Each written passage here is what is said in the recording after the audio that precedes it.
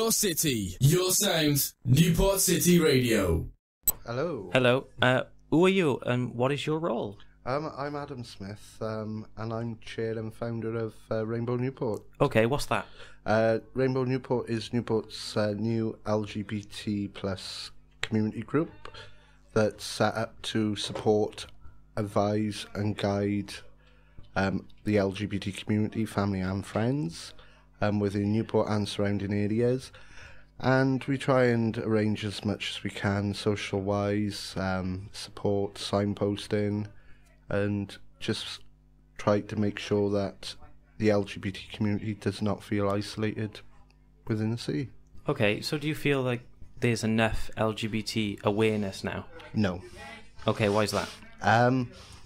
You just have to look around the libraries, the information centres, youth clubs, schools. There's not enough information. Very little is around to promote awareness and offer support and guidance for the community. Okay. What's your role in Rainbow Newport then? Because it feels like a committee, not just you running it. It is a committee made up of all community members that live or work in Newport. Right, okay. But my role is to try and raise the profile of Rainbow Newport and try and make the awareness of the LGBT community to organisations including Newport City Homes, Newport City Council, try and develop some training packages so we can go out to organisations and make them more aware of the day-to-day struggles that face the LGBT community. Right, so you increase awareness by doing events and stuff like that? Yeah. Okay. Speaking of raising awareness, one of the things you're known for is Coffee Club. For those who don't know, what is that and what's the purpose? Coffee Club is held here at St David's House last Tuesday of every month. Right. Between 5 and 7. It's a place where the LGBT community can come along, chat and socialise with other people, and it's also where they can come and get any sort of guidance or advice that they need. If they've got any personal issues, we can take them into a room and have a chat to them. Right. And just a way to reduce isolation that they could be facing. So that you've mentioned isolation quite a lot. Is that a big thing that comes up with individuals? Yes. More so with the older generation and the trans community. Right, They okay. really feel isolated, so it's why we do it. At least then they got somewhere safe they can come. Yeah, that sounds good. Who are you collaborating at the moment with? What do you mean working with? Yeah, who are you working with at the moment to help? Is it just you and Rainbow Newport, or are you working with other organisations? Work with multi-organisations, SURAC, yourselves, Newport City Radio. There's in the pipeline of doing an LGBT show. Newport City Homes, they've just sponsored us. Sponsored us with some promotional materials. Newport City Council, Gwent Police Crimes Commissioner. We're working in contact with Stonewall Cymru, Unity LGBT Centre, Umbrella Cymru. We had a meeting last week with Newport Mind to try and bring in an LGBT mental health coffee session. So it's loads going around. That sounds good. So what is the aim for the future then? What are you all aiming for? To make Newport a safer city and a friendlier city for the LGBT community. Okay, do you feel it's not at the moment? No. Okay, why is that? So often people are hated on, abused verbally, can turn physically as well, towards the community just by being who they are. Last Friday was Transgender Day of Visibility, and as a result, prior to that, I spoke to quite a few of the trans community in and around Newport, and they would not take part in the visibility campaign, awareness campaign, because they've previously been victims of some form of hate. Right, so it comes to a point where they're too scared to express who they are. Yes, and that needs to change, and that can only happen via society changing itself. Okay, so what does society need to do? Because, in my opinion, society is very open-minded these days, here in 2017. Yep. Become more accepting. No one is bringing if someone does not bring harm to you, then it's none of your business how they live their lives. And my message is, let people live their life how they want to. Love more, hate less. Is there something that the LGBT plus community need to do to help the situation?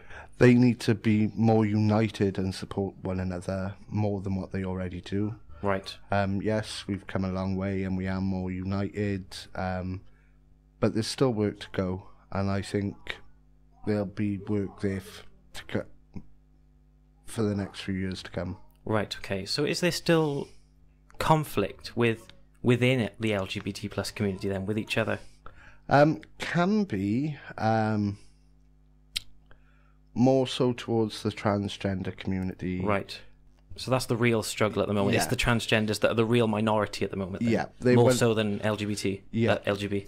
Transgender community is one of the most persecuted communities out there. Right. And is supporting them. Not saying LBT isn't persecuted, but I know the transgender community. And then it's also then we bring into like other groups that are not well known, like intersex, pansexual, asexual, non-binary, and it's raising awareness that you may, even though you may identify as LGB, you could actually be intersex, pansexual, asexual, different groups. Right. So that leads me on to my next question. Does identity politics come into it then?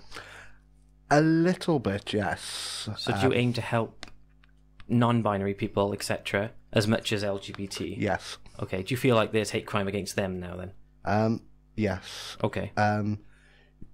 You just have to fill out a form, and any type of registration form, and on that form is male, female, and yeah, you're excluding people who don't actually identify as either.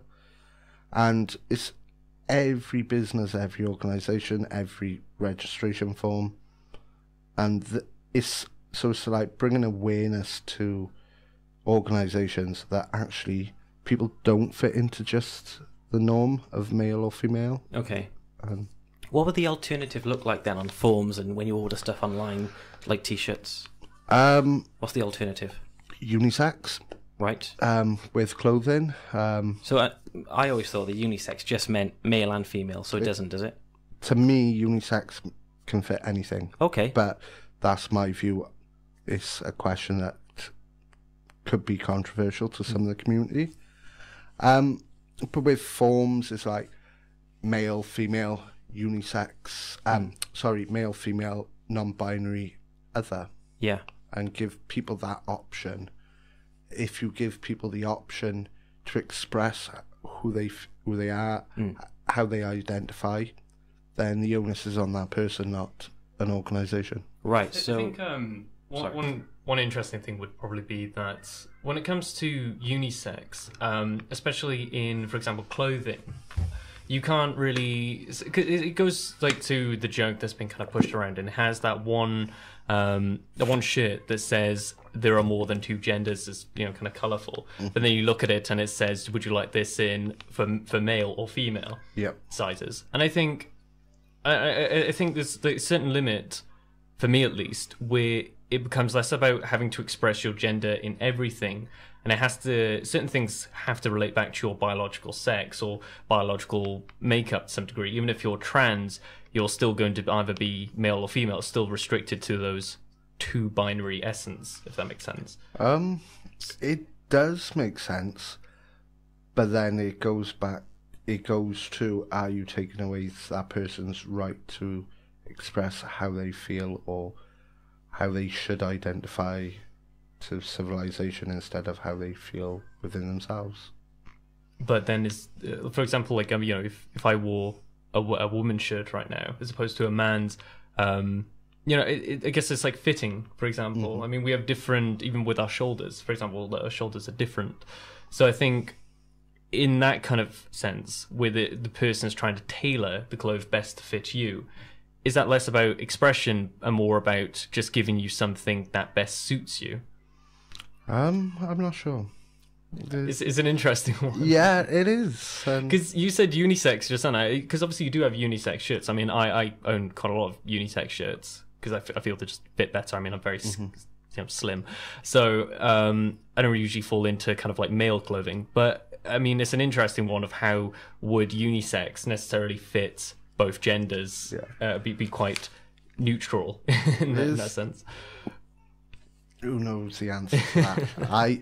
I know I don't know the answer, but if someone feels that they've fit more comfortably into female clothes, buy female clothes. If they feel more comfortable in male clothes, buy male clothes. If they feel more comfortable in unisex, go unisex. Mm-hmm. Sounds good. Going back to the overall look on identity politics, it's quite a new thing. You know, it's quite a new modern thing. It's not something our parents would have identified as something other than male or female. So do you think there's work to do in schools and colleges and universities? Yes. Okay, what needs to be done there? My view on education at the moment is that it's more about grades than it is getting young people ready for life. Right.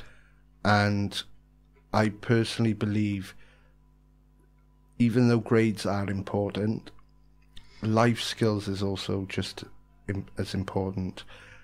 When I remember when I was in school, we were taught sex ed, and it was male, female, and it's still an issue to this day, where sex ed is just taught around male, female. There's nothing to include LGBT, interracial sex, people with disability, and there's issues around it all. There's also, for me, life skills should entail being able to cook, look after yourself, budget, finance, mortgaging. None of that is taught in schools, colleges, and they need to revamp the education system. That, if it was down to me, I'd revamp the education system just to add bits of that into the curriculum. That's a good point. At the moment, obviously, you can't change that straight away. No, that takes time. But is there something we can do online, on social media, and in society to help young people understand life skills such as identity politics, LGBT+, etc.? There is different organisations out there that can go into schools, colleges, universities and offer half-day training courses just to try and get people some sort of education and awareness. Youth services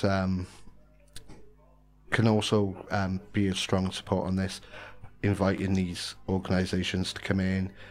In my current job, we bring different organisations in for our youth service, for our youngsters in the youth clubs, cover sexual health, budget, mental health. We get them on training qualifications, so they got food hygiene, so they're learning to cook and they getting the extra qualifications. Yeah, it is a cost, but ultimately would that support the global economics if people are capable of doing these things for themselves instead of relying on public service support? Okay, well that brings me on to my final point then. If there are young people listening, or any age of people listening, who want help or advice or don't know where to go about LGBT plus community and identity politics, etc., what can they do? Who can they contact? They can contact Rainbow Newport on social media. We got Twitter, Instagram, Facebook. We're in the process of setting up our own phone line so people can ring us direct. We've got the website rainbownewport.wix.com, but also then this partnership organisations, so contact SUREC, Newport City Radio, Newport City Council, Newport City Homes, go on to Newport City Council's website, search LGBT, and it'll come up with a list of different organisations, and Rainbow Newport is top of the list, and they can contact us. Sounds good.